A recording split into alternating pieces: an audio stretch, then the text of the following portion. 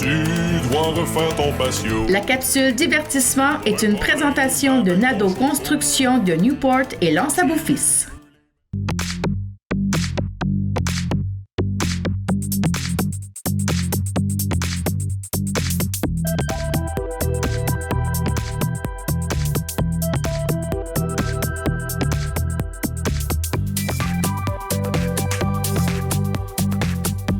Mesdames, Messieurs, bonsoir et bienvenue à votre capsule divertissement. Toujours un grand plaisir d'avoir avec nous en studio Jocelyne Cauvier. Alors tout d'abord, bonsoir Jocelyne. Bonsoir. Ça va toujours bien? Oui.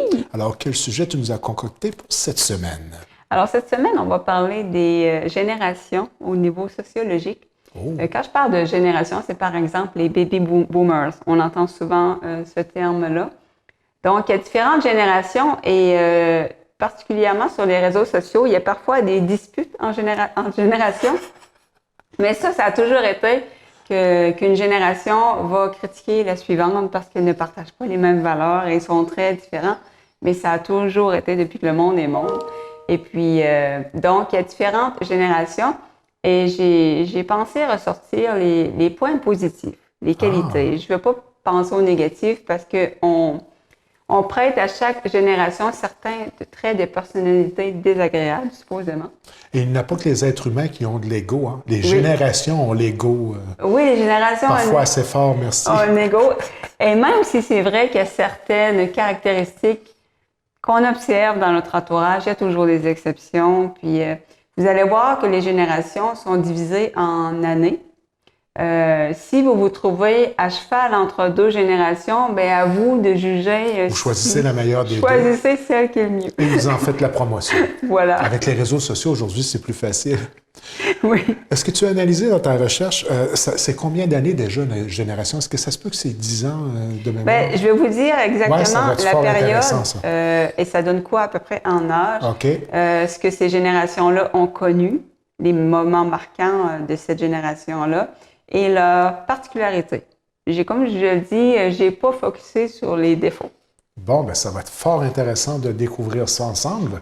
Alors, on débute avec la génération des bâtisseurs de 1900 à 1924, les gens de plus de 95 ans. Donc, comme vous voyez à l'écran, ces gens-là ont connu la Première Guerre mondiale de 14-18. Qu'est-ce qu'ils ont connu aussi? Les familles nucléaires, c'est-à-dire les grandes familles unies, évidemment pas de divorce, etc.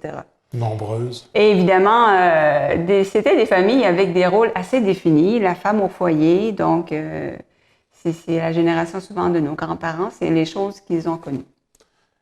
Alors, d'autres, ça va être la catégorie suivante. Donc, comme autre surnom qu'on peut donner à cette génération-là, c'est aussi les traditionalistes ou la génération grandiose. Donc, pourquoi on les appelle les bâtisseurs? Donc, c'est des gens qui ont beaucoup construit la société que nous avons aujourd'hui, des gens qui travaillaient fort. Ils n'ont pas vécu avec beaucoup de commodités, donc les électroménagers, l'électricité, les télévisions, donc ils n'ont pas connu ça, du moins pas au début. Et leurs caractéristiques, donc c'est des bâtisseurs évidemment, ils ont le sens du devoir. Des gens qui ont connu la guerre et il fallait faire sa part. Donc, c'est ce qu'ils ont connu. Le travail d'équipe, l'effort de guerre, c'est leur caractéristique. Ils ont des valeurs traditionnelles, évidemment, et ils respectent l'autorité. Oh. Parce que vous allez voir que ce n'est pas toutes les générations. Il y en a qui sourient à l'écran. Donc, et leur moyen de communication, c'était par lettres. Il fut un temps jadis où on s'écrivait des lettres. Il y a encore des gens qui le font aujourd'hui, d'ailleurs. Deuxième génération, la génération silencieuse de 1925 à 1945.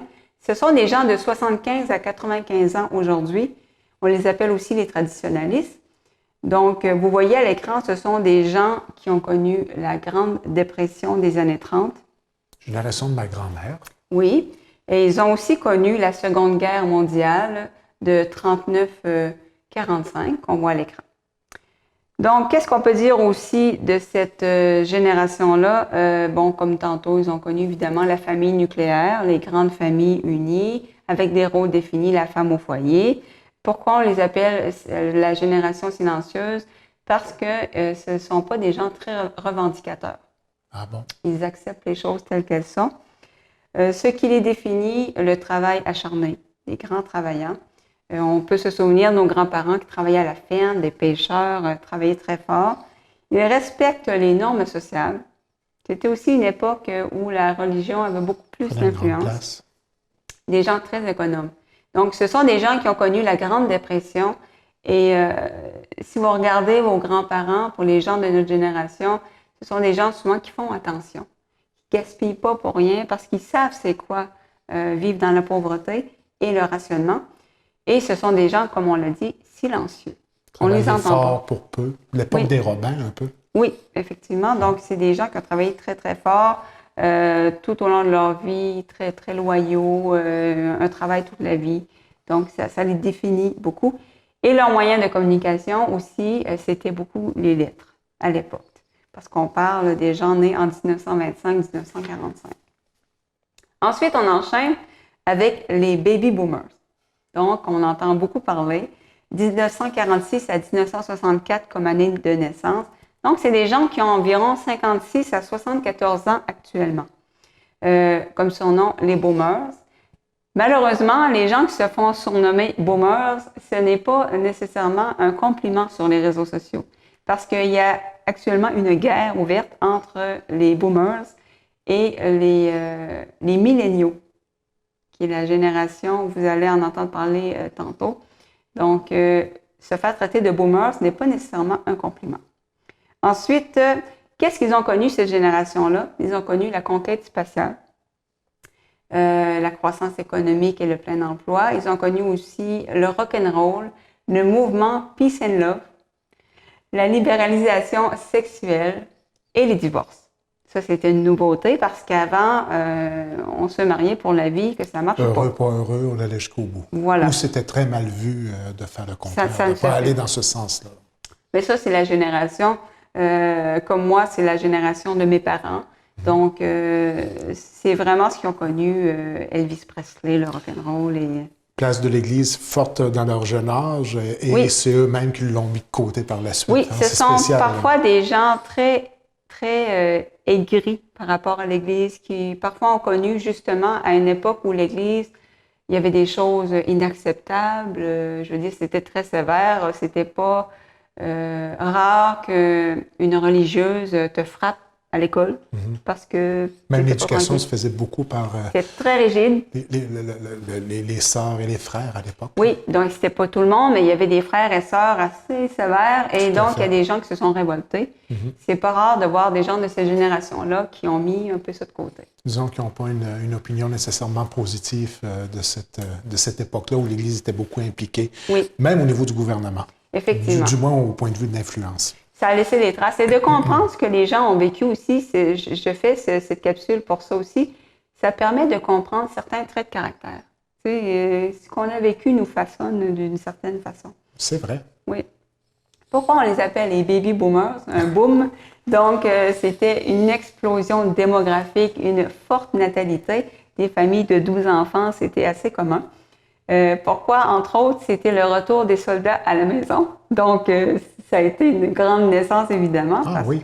Oui, j'avais jamais porté attention à ça. Moi non plus, je n'avais pas fait le lien. Je pensais que c'était plutôt dû à des revendications religieuses. Mais aussi... c'était une combinaison des deux. Il y avait une revendication religieuse qu'il fallait faire des enfants. Fantasmer sur Elvis Presley, peut-être? Elvis a dû contribuer. Avec ses mouvements qu'on le filmait de haut. On le filmait juste à partir... c'est quelque chose que ça qu'il y avait à une époque. Mais il y a aussi eu le retour des soldats de la Deuxième Guerre mondiale à la maison. C'est sûr que ça facilite les rapprochements. Puis la télévision qui est arrivée, on a tranquillement, pas vite, la radio a laissé place au monde de la télévision. C'est vraiment une génération qui en a vécu de toutes les sortes. Hein? Oui, effectivement. Il y a eu beaucoup de changements. Et comme je disais tantôt, il y a une croissance économique, le plein emploi. Bien évidemment, on fait plus d'enfants dans ce temps-là aussi. Là. C'est vrai. Des gens qui ont connu... Donc, moyens de contraception aussi, peut-être aussi un peu moins présents. Oui, c'était... Et la femme commençait juste à se libérer un peu. C'était une autre époque. Ensuite, donc, qu'est-ce qu'on peut dire comme caractéristique de cette génération-là? Donc, c'était des valeurs familiales. Donc, c'était des gens pour qui la famille, c'était important. Carrière importante aussi. Donc, pour les baby boomers, souvent, ils vont avoir un travail à vie. L'avancement au niveau de la carrière, c'est quelque chose d'important. Ce sont des gens idéalistes qui ont connu le peace and love, donc qui veulent changer le monde en quelque sorte. Travail à vie avec régime de retraite. Oui, oui. J'imagine sur les réseaux sociaux, là, ça doit brasser ces bouts-là. Là. Oui, oui, c'est ça. Parce qu'aujourd'hui, le travail à vie au même endroit avec une retraite garantie, c'est loin d'être garanti. On voit moins ça, mais donc les baby boomers, c'est quelque chose de typique de leur génération. Liberté 55. Voilà, voilà. Et c'est des... Maintenant, c'est Liberté 90. C'est pas mal ça. Et c'est des gens nostalgiques. Et ça, c'est vrai que sur les réseaux sociaux... J'aurais pas cru. Moi, j'avoue que... Nostalgique de quoi? Ah, ben de... C'est des gens qui vont dire « dans mon temps ». Ah oui. Dans mon temps, c'était pas de même. Dans mon temps, c'était des vraies valeurs. Dans mon les temps... tempêtes de neige, je dirais 2 semaines, on était nu-pieds dans 4 pieds de neige. Puis... Mais honnêtement, moi, je suis beaucoup de même. Je suis beaucoup nostalgique. Dans moi, je passe mon temps à dire « dans mon temps, c'était bien mieux ». Oui, puis on n'aurait jamais imaginé ça quand on était jeune, puis c'est vrai qu'on est portés tous à faire ça. Je suis rendue de l'autre bord. Là. 40 ans et plus, je commence beaucoup à le dire là, dans mon temps. Sais-tu, je m'aperçois, en m'écoutant parler, que j'exagère.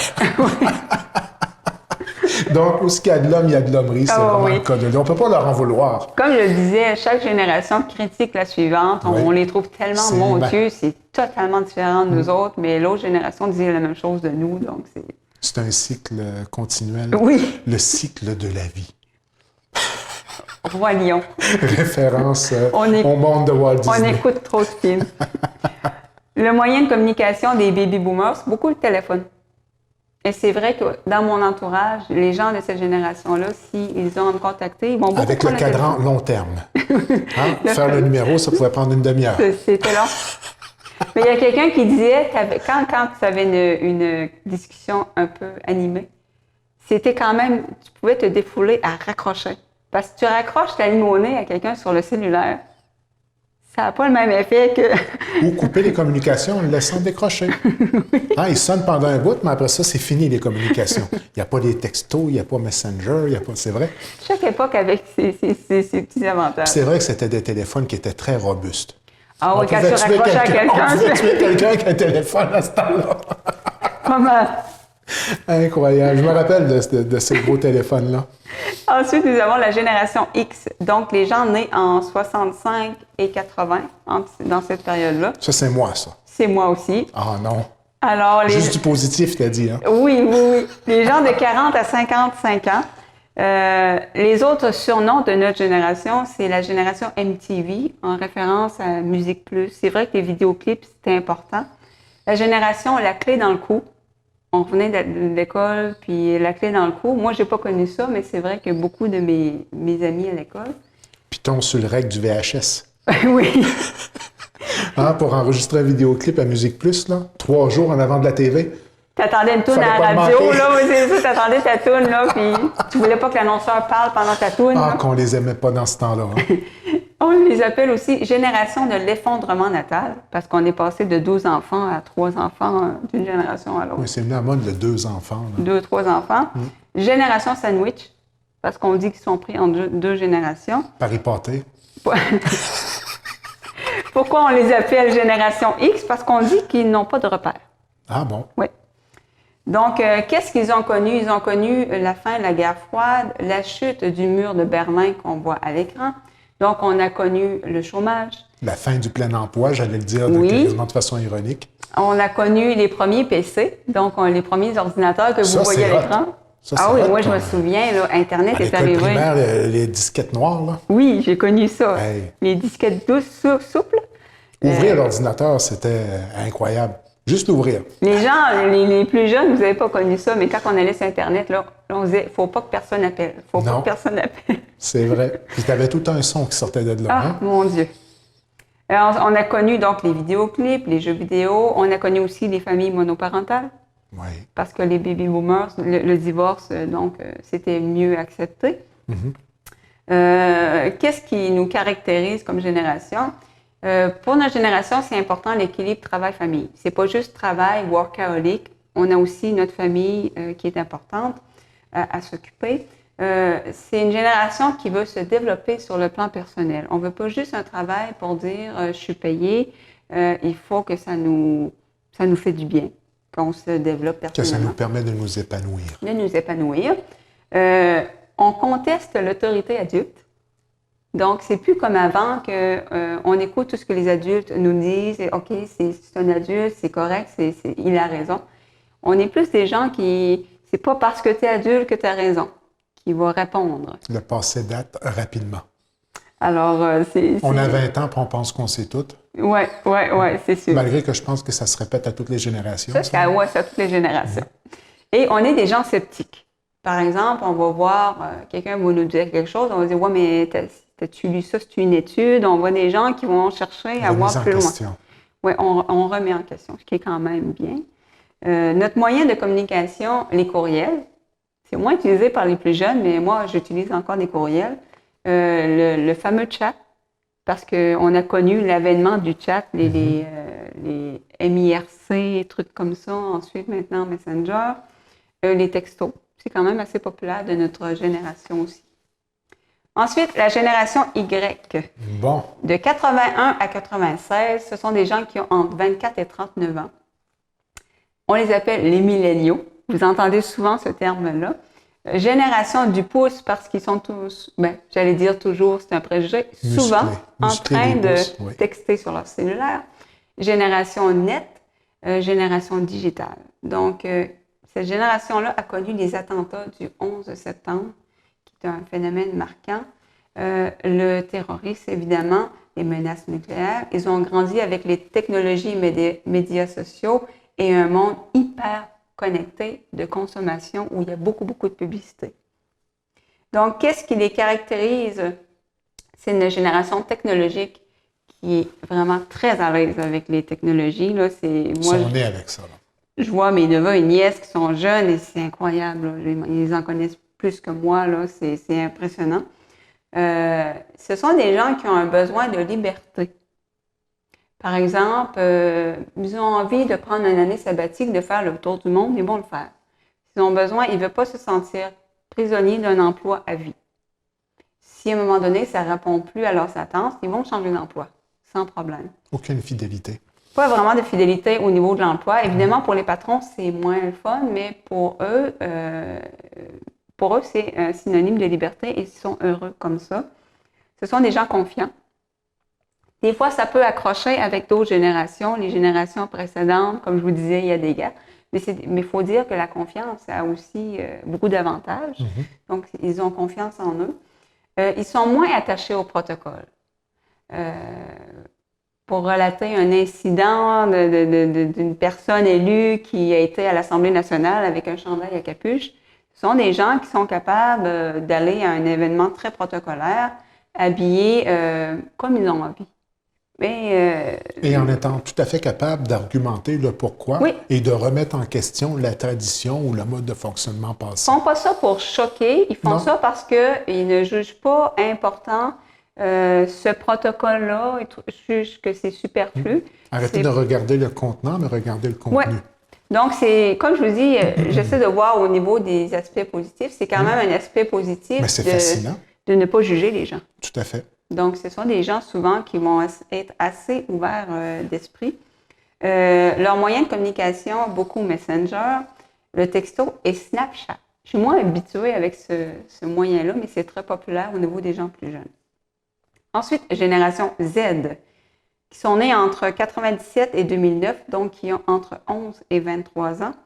On les appelle aussi la génération silencieuse parce que certains spécialistes disent que c'est un cycle des générations, donc on revient à la génération silencieuse. C'est vraiment intéressant, ça. Oui, je l'ignorais totalement. Donc, on fait sa vie dans sa chambre avec son téléphone. Oui. Sans contact avec l'extérieur. Sans contact avec... Non, mais en fait... On est silencieux puis pas, tu sais. Silencieux, pourquoi? Parce que, je vais vous expliquer tantôt, on les appelle également génération C pour communication, collaboration, connexion et créativité. C'est vrai que ça les définit bien. C'est une génération marquée par la guerre et la récession. C'est ça le silencieux. Ah. Donc, selon les événements qui nous ont marqués, dont on a été témoin, ça façonne un peu notre caractère. Donc, ils ont été marqués aussi par vous voyez à l'écran, donc les guerres, c'est un thème très, très Puis on s'entend présent. que la guerre aujourd'hui, puis la guerre en 1918, là, c'est deux mondes complètement différents. Là. Maintenant, Non, là, la c'est guerre, les menaces nucléaires Et oui, et puis c'est rapide, efficace, Oui. chirurgical. Et puis on a l'impression que de regarder un film, quand on regarde ça aux nouvelles, mais il y a quand même des drames humains derrière tout ça. Là. c'est comme des jeux vidéo carrément, parce qu'on peut attaquer une base avec un drone à distance, comme un jeu vidéo. Oui, c'est complètement un autre C'est monde. comme hein. si c'était moins grave, mais c'est toujours les horreurs de la guerre. Et ils ont connu aussi le réchauffement climatique, évidemment. Et Wikileaks, les fameuses fuites d'informations importantes sur les réseaux. Qu'est-ce qui les caractérise? Donc, c'est une ouverture sur le monde. Ce sont des gens qui vont peut-être moins racistes que d'autres personnes parce que moins xénophobes, qui vont accepter plus facilement les autres cultures, qui est un point très, très positif. Des gens inclusifs qui vont se battre pour les droits des LGBT, des transsexuels, des gens, des minorités. Ça aussi qui est un point très positif d'être inclusif. Aucune peur de la remise en question, au fond. Non, oui. Donc, c'est des gens qui vont accepter les gens comme ils sont, qui ne vont pas se fier à l'apparence, au fait qu'une personne a des tatouages, peu importe. C'est des gens qui aiment moins le risque que les générations précédentes, par exemple, les milléniaux, que par exemple, ils vont faire des selfies juchés sur un canyon qui peuvent tomber en bas. Mm-hmm. La génération Z aime moins le risque. Mon Dieu, c'est intéressant. Aime mieux la stabilité, un peu comme la génération silencieuse du début. Ils aiment le lien avec les autres. Un peu comme on parlait tantôt, les générations précédentes, silencieuses, aimaient le travail d'équipe, travailler ensemble pour un même but. Eux vont aimer aussi le lien avec les autres. C'est important pour eux. Voilà pourquoi c'est si important les réseaux sociaux pour les gens plus jeunes. Leur moyen de communication, Snapchat, et aussi beaucoup FaceTime. Donc, on peut se voir en vidéo. Et ensuite, de cette génération-là, ben là, je n'ai pas de données parce que c'est des gens très jeunes. Ce sera la génération alpha. On parle de 2010 et plus comme année de naissance, donc des gens de moins de 10 ans. Donc, évidemment, on ne sait pas encore ce qui va les caractériser, mais on soupçonne que ce soit le même cycle qui va revenir encore une fois. Ce qui est fort passionnant de ce que tu nous présentes comme capsule, qui est vraiment passionnante cette semaine, imaginons les deux premières générations dont tu parlais, les traditionnelles et les... c'est la génération silencieuse. Silencieuse, et ensuite? La première, c'était les bâtisseurs. Oui. Et ensuite, c'était la génération silencieuse. Ceux qui sont encore là, puis qui ont tout observé ça jusqu'à maintenant. Eh, monsieur! Ça doit être tout un coup d'œil. C'est même moi, parce que je t'écoutais parler, nous raconter tout ça, on observe un peu les trois dernières générations, puis on n'a pas le choix, d'une certaine manière, de s'y intégrer aussi avec toutes les nouvelles réalités à lesquelles on doit faire face. Puis c'est tout à fait passionnant comme sujet, puis c'est tout à fait... on dirait que c'est une prise de conscience. Hein? Ça évolue à une vitesse complètement folle. On n'est pas certain de nécessairement suivre, mais je crois qu'on n'a pas le choix non plus d'évoluer à travers ces diverses façons de voir les choses avec l'évolution. Même ma grand-mère, elle est décédée depuis peu, mais elle était quand même capable de s'ajuster d'une certaine manière. C'est sûr et certain qu'elle a gardé certaines valeurs de base, mais il y a toujours une certaine... On s'influence des générations les unes par rapport aux autres, je crois. C'est un commentaire tout à fait personnel. Là. Oui, effectivement. Et je suis certaine qu'à la maison, les gens, pendant que je lisais ça, voyaient des gens. Parce que quand j'ai fait la recherche... il y a certaines personnes dans mon entourage qui représentent vraiment bien la génération, qui ont vraiment ces traits de caractère-là. Mais comme je disais, on ne peut pas non plus généraliser. Il y a peut-être des gens qui disent « Ouais, mais moi, ça me correspond pas. » Mais il y a quand même des généralités, comme je vous disais, des témoins de certains phénomènes de société. Ça influence notre façon d'être. Et de côtoyer des gens qui connaissent les mêmes phénomènes, évidemment, ça va avoir un impact sur notre caractère. Puis quand je parle d'évolution, regardons Trump, qui se trouverait être un baby boomer, et qui utilise Twitter d'une façon incroyable, et qui est très loin de la communication par lettres. Quand je te dis que veux pas, tu n'as pas le choix d'être influencé par les générations. Je veux dire, on adopte souvent ce qui va faire notre affaire. On apprend parce que... Puis on n'a pas le choix d'évoluer à l'intérieur, tous. quel que soit l'âge qu'on a, d'évoluer, parce qu'à quelque part, on serait peut-être malheureux de la combattre à ce point-là, à 100%, et de ne pas nécessairement avoir cette ouverture d'esprit-là, d'évoluer avec les générations qui poussent. Parce que chaque génération a quelque chose à nous apprendre. Moi, Oui. j'ai vécu dans une maison intergénérationnelle avec ma grand-mère. Ça, c'est une belle façon de l'observer, Donc, ce qu'on discute là. Hein? J'ai beaucoup de traits de ma grand-mère, de choses qu'elle faisait, de mes deux grands-mères. J'ai pas connu mes grands-pères. Et les jeunes générations que je côtoie aussi par mes neveux et nièces, ils m'apprennent des choses. Et parfois, on focus tellement sur les différences qu'on n'aime pas, qu'on prend pas la peine de voir toutes les qualités de chaque génération. Puis nous-mêmes, on n'est pas parfait, là. Il y a sûrement des traits de caractère de notre génération que les autres aiment moins, mais c'est comme ça. On est porté à prendre terriblement à cœur les choses que l'on aime des générations précédentes et d'en faire même la promotion pour les générations futures, ayant choisi soi-même de dire, mon Dieu, que cet aspect-là, c'est un aspect que j'aimais et j'aimerais qu'il puisse se continuer. Bon, on n'a pas tous l'influence qu'on voudrait avoir, mais malgré tout, on est des êtres en perpétuelle évolution. Hein? Exactement. Donc, je pense que c'est bien à s'ouvrir autant des générations précédentes que suivantes. Tout à fait. Belle façon de garder un cœur jeune, oui. Puis un contact avec ce qui se passe. Hein? Des fois, on va voir des gens de 60, 70 ans, et puis ils sont tout à fait capables de s'amuser avec la nouvelle génération et d'avoir un intérêt par rapport à tout ce qui se développe, à l'évolution des technologies et tout ça, parce qu'en soi, je veux dire, c'est passionnant, là, la vitesse à laquelle tout se transforme et la vitesse à laquelle les choses évoluent. Oui, exactement. Et moi, je suis rien de plus beau que de voir une génération de milléniaux enseigner à une personne âgée à utiliser un ordinateur. Oui. Tu dis, puis la personne âgée a peut-être quelque chose à lui apprendre, certainement.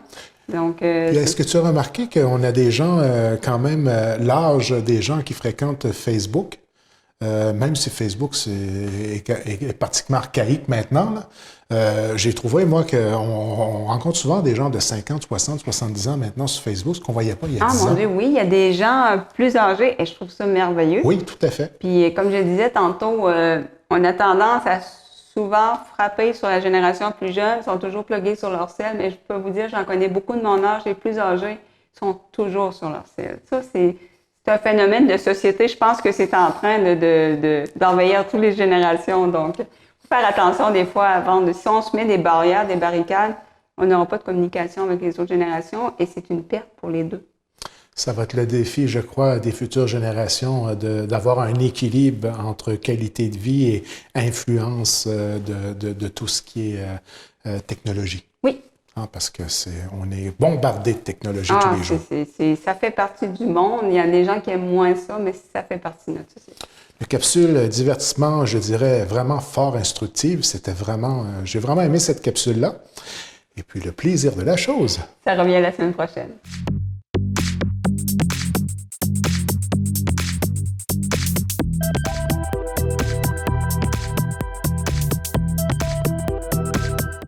La capsule divertissement vous a été présentée par Nadeau Construction de Newport et Lance-à-Beau-Fils.